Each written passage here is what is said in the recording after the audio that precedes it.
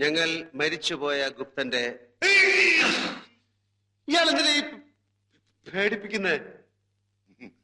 ചുമ്മാ.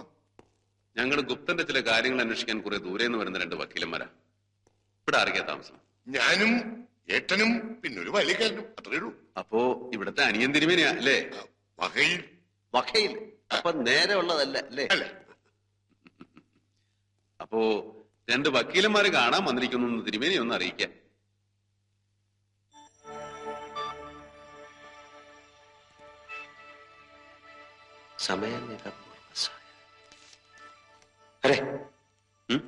സമയമിതപൂർവസായാനം. വെച്ചര് എന്താ ഇപ്പോ? ആരാ? എന്ത് വിശേഷ ഇപ്പൊ കണ്ടിട്ട്? ഓരോന്നും ചോദിച്ചും പറഞ്ഞും പിന്നെയും മനസ്സ് വേദനിപ്പിക്കുക, അത്രേ ഉള്ളൂ.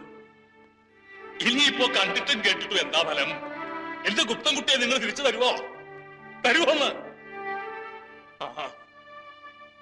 ഒരു പൂമ്പാറ്റയെ പോലും നോവിക്കാത്ത എന്റെ കുഞ്ഞിനെ കൊന്നുകളഞ്ഞവന്മാര് സ്വാതന്ത്ര്യത്തോടെ ഈ ഭൂമിയിൽ കാലുറപ്പിച്ച് നടക്കണില്ലേ?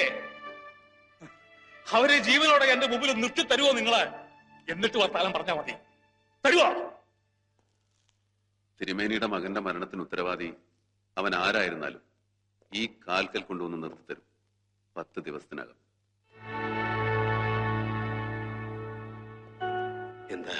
എന്താ ഇങ്ങനെ നിലമറന്ന്? ശരി ശരി, എന്തെങ്കിലും കടുപ്പിച്ച് പറഞ്ഞു പോയിട്ടുണ്ടെങ്കിൽ ക്ഷമിച്ചേക്കുക. രണ്ടു വക്കീലന്മാര് പേര് പറഞ്ഞില്ല. എന്റെ പേര് ഹരികൃഷ്ണൻ. ഞാൻ വേറൊരു ഹരികൃഷ്ണൻ. എന്തായത്?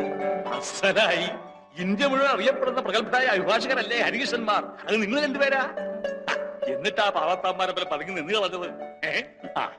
ഇത് രാമപ്പൻ, കോലോത്തെ ഒരു തായ്വഴിയിലെ അകന്ന ബന്ധുവാ. 2 മക്കളുണ്ട്, മദ്രാസിലാ. ഒരാൾ ഡോക്ടറാ.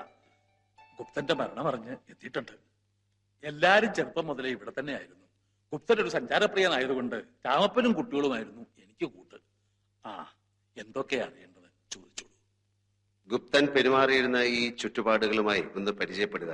പിന്നെ തിരുമേനിക്ക് മകനെ പറ്റി പറയാനുള്ളതൊക്കെ കേൾക്കുക. യാത്രയിൽ ചില സൂചനകളൊക്കെ കിട്ടി. ഗുപ്തൻ ഒരു അന്തർമുഖനായിരുന്നു എന്നും ഒരു മഹാപ്രതിഭാശാലിയായിരുന്നു എന്നും ഒക്കെ.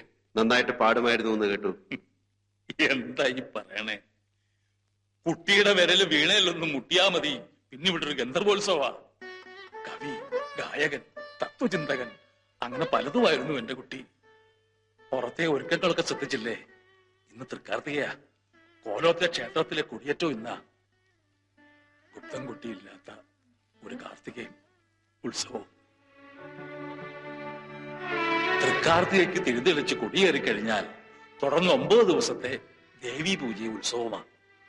10ാം നാളിൽ കീർത്തനം പാടി പ്രീതിപ്പെടുത്തി ക്ഷേത്രത്തിൽ നിന്ന് ദേവിയെ കോലത്തേക്ക് എഴുന്നള്ളിക്കുന്നത് എന്റെ ഗുപ്തൻകുട്ടിയായിരുന്നു. എഴുന്നള്ളിയ ദേവിയുടെ മുമ്പില് എന്റെ കുട്ടി നിൽക്കും. ഞാൻ മാളികപ്പുര പോയി കുളിച്ചീറിനോടെ വന്ന് കുട്ടിയുടെ ശിരസിൽ പുഷ്പം തൊട്ട് അനുഗ്രഹിക്കും. പിന്നെ കോലത്തിന്റെ അനന്തരാവകാശി, തനിക്കുള്ളതെല്ലാം, രാജ്യവും ഉടവാളുമെല്ലാം അടിയറ വെച്ച് നിസ്വനാകും. ഒന്നുമില്ലാത്തവൻ. കീർത്തനവും ദീപാലങ്കാരവും കൊണ്ട് പ്രീതിപ്പെട്ട ദേവി അടുത്ത 1 വർഷത്തെ സൽഭരണത്തിലുള്ള അനുമതിയും തന്ന് ഉടവാളും തിരിച്ചേപ്പിച്ചു മടങ്ങും. അതാണ് ചടങ്ങ്. കഴിഞ്ഞ 20 വർഷമായി ദേവിയെ കീർത്തനം പാടി ആനയിക്കുന്നത്, ഉടവാൾ ഏറ്റുവാങ്ങുന്നത് എല്ലാം എന്റെ ഗുപ്തനായിരുന്നു. ഇക്കൊല്ലം 10ാം നാളിൽ രാത്രി ദേവിയെ കീർത്തനം പാടി എഴുന്നള്ളിപ്പിക്കാൻ ആരാ?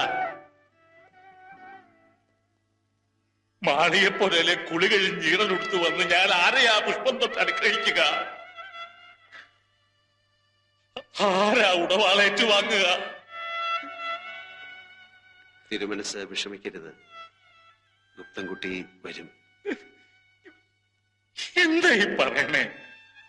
ഒരാള് പറഞ്ഞു ഗുപ്തൻകുട്ടിയെ കൊന്നവരെ മുമ്പിൽ കൊണ്ട് പിടിച്ചു നിർത്താന്ന്. കൂട്ടുകാരൻ പറയണു ഗുപ്തൻകുട്ടി തന്നെ വരുന്ന്. വരും തന്നെയാ മനസ്സില്. വരില്ല എന്ന് വിശ്വസിക്കാൻ പറ്റണില്ല കുട്ടികളെ. വരും തിരുമനസ്, വരും.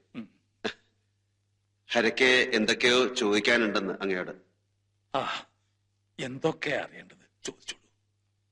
ഗുപ്തന് അടുപ്പക്കാരെന്ന് പറയാൻ വേണ്ടി ആരെങ്കിലും എപ്പോഴും ഒറ്റയ്ക്കായിരുന്നു. ഈ അടുത്ത കാലത്താ 5-6 കോളേജ് വിദ്യാർത്ഥികളുമായിട്ട് ഇവിടെ വന്ന് 2 ദിവസം താമസിച്ചത്. പാട്ടും കവിതയും വലിയ ബഹളായിരുന്നു.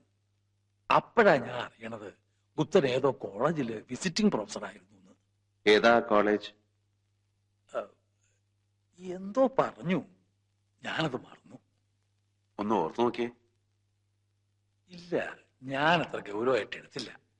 ഗുപ്തനുമായി ബന്ധപ്പെട്ട് മറ്റാരെങ്കിലും?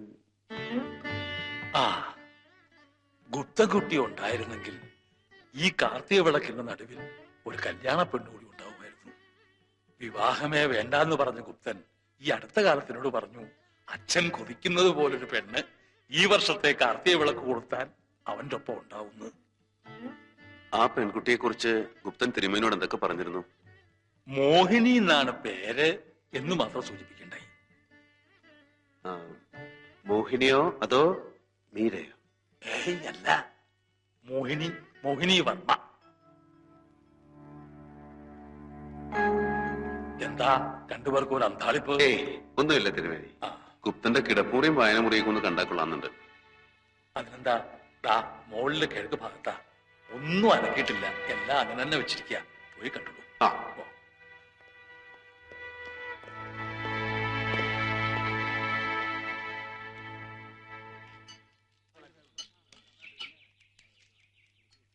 തെറ്റിയത് തിരുമേനിക്കല്ല, തെറ്റിക്കാൻ നടക്കുന്ന മീരയ്ക്കുമല്ല.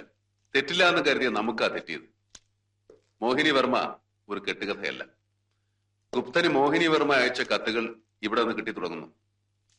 ഇവിടെ നിന്ന്.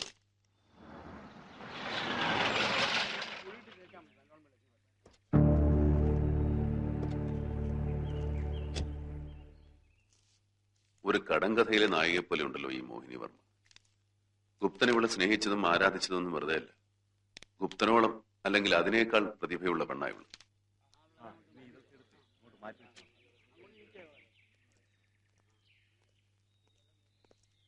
എന്താ, എല്ലാം കണ്ടോ?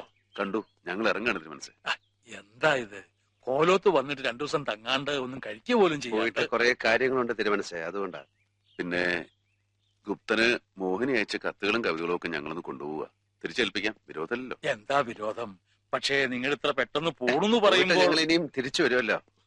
ആ, ഇതാണ് ഞാൻ പറഞ്ഞില്ലേ, രാമപ്പന്റെ മകനാ ഡോക്ടർ ജയകുമാർ.